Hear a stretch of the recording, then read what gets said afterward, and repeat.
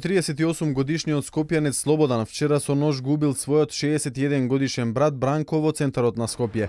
Братоубиството се случило во сервис за миење возила Монца, кој бил во сопственост на двајцата браќа. По претходна расправија, Слободан со нож му нанел неколку убодни рани на својот брат.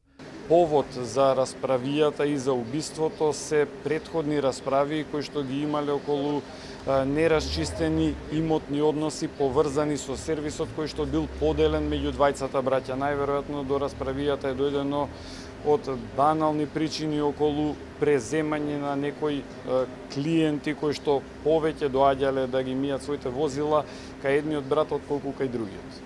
Со исекотини се здобил и скопјанец кој се нашол на местото, а се обидел да го совлада Слободан. По настанот, повредениот Бранко бил пренесен во ургентниот центар, каде што им подлегнал на повредите. Од МВР информираат дека осомничениот е приведен и во текот на денешниот ден ќе биде изведен пред надлежен истражен судија.